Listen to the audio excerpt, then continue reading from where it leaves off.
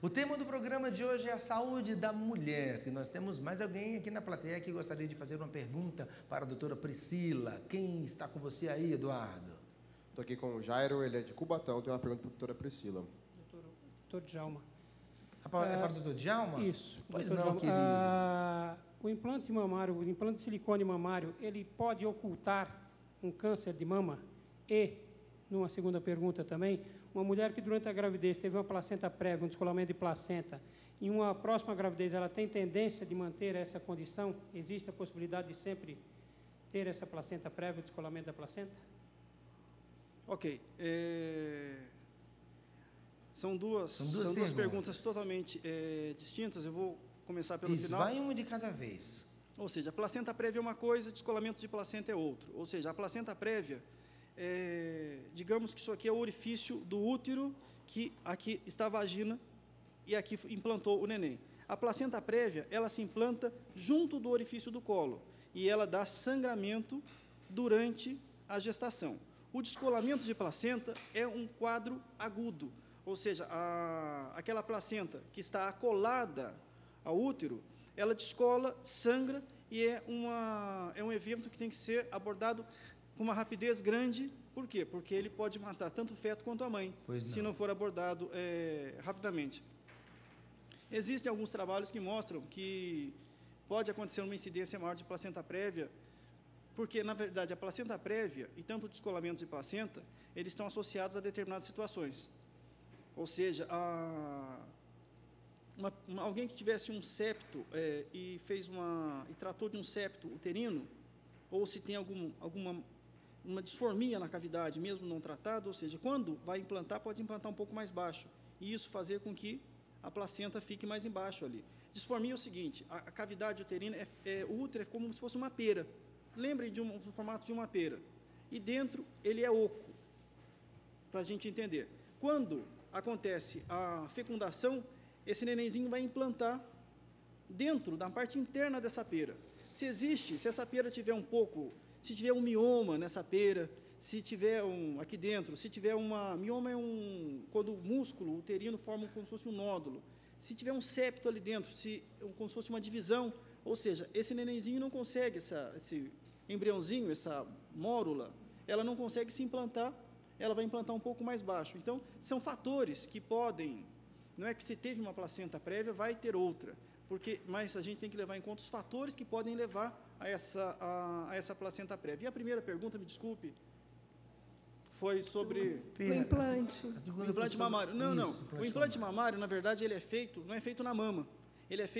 Existe um músculo aqui em cima, a mama está sobre um músculo chamado músculo peitoral. O implante mamário de silicone, ele é colocado abaixo do músculo peitoral.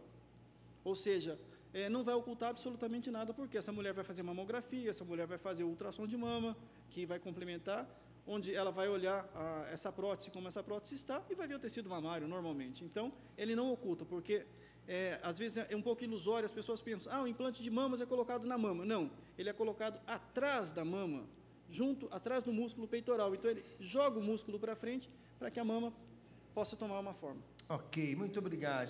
Já fizeram dobradinha com o doutor Djalma, eu vou fazer dobradinha com a doutora Priscila. Querida Carolina Mota, de Brasília, pergunta: existe remédio para diminuir a tensão pré-menstrual? Existe. A tensão pré-menstrual é uma queixa muito frequente nos consultórios.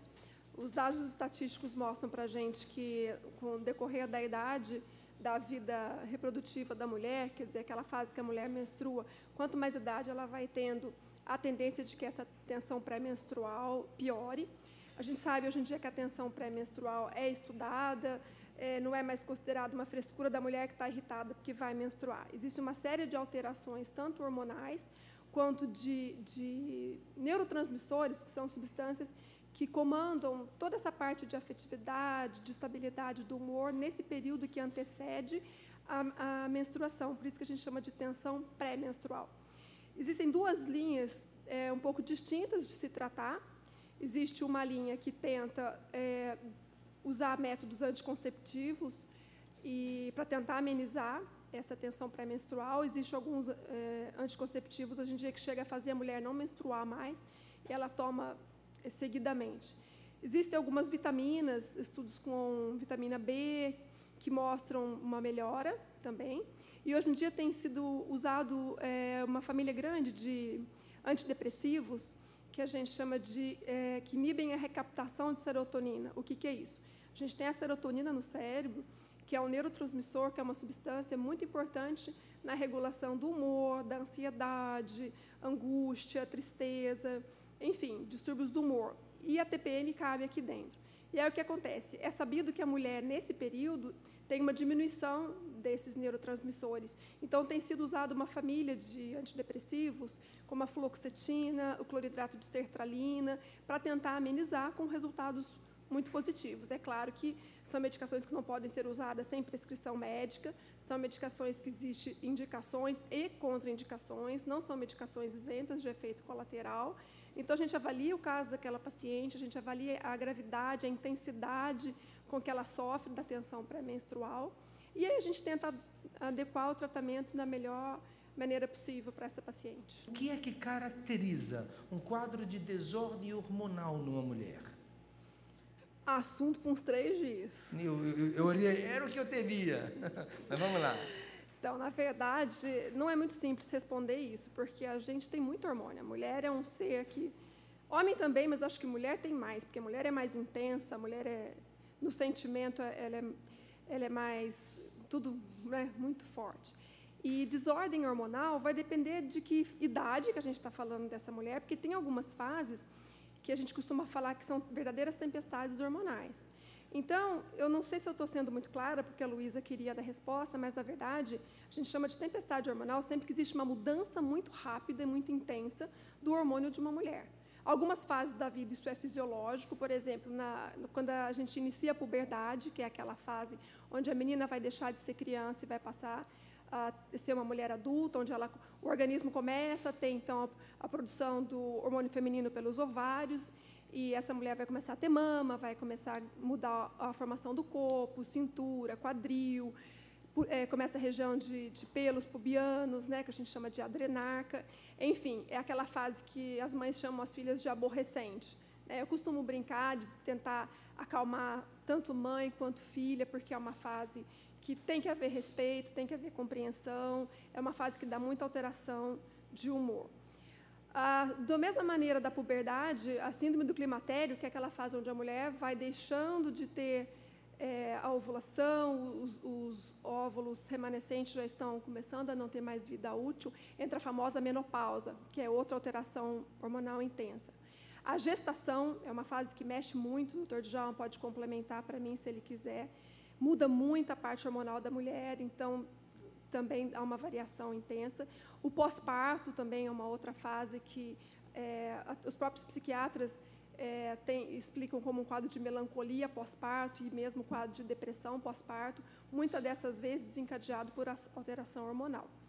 E, resumindo, qualquer glândula sua que não estiver funcionando bem, quer seja aquela que eu te falei, a hipófise, a tireoide, a suprarrenal, a paratireoide, o pâncreas, você está em desordem hormonal. Daí a necessidade daquilo que a gente falou tanto no programa anterior, como nós já estamos vendo agora, não é? A necessidade de uma prevenção cada vez mais assim antecipada, precoce mesmo talvez, não é? Para a gente não correr risco de se ver numa situação, por exemplo, de uma desordem hormonal, já num ponto em que vai se exigir um tratamento mais complicado. Ou não, ou nos casos que são fisiológicos, até para tranquilizar, olha, isso é assim, isso vai passar, como é o caso da gestação, da puberdade, quando a pessoa pensa que trata-se de uma desordem hormonal, olha, e não é simplesmente um ciclo da vida. Essa agonia que você está tendo depois do parto, essa tristeza, esse choro desmotivado, ou essa irritabilidade que você está nessa fase que você está iniciando a menopausa, que a gente vai tratar ou não, vai depender de cada caso,